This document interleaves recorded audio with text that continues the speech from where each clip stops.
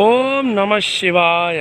ಇದು ಪಾಂಡಿಚೇರಿಯಲ್ಲಿರುವಂಥ ಅದ್ಭುತವಾದಂಥ ರಾಕ್ ಬೀಚ್ನಲ್ಲಿರುವಂಥ ಸಮುದ್ರ ನೋಡ್ತಾ ಇದ್ದೀವಿ.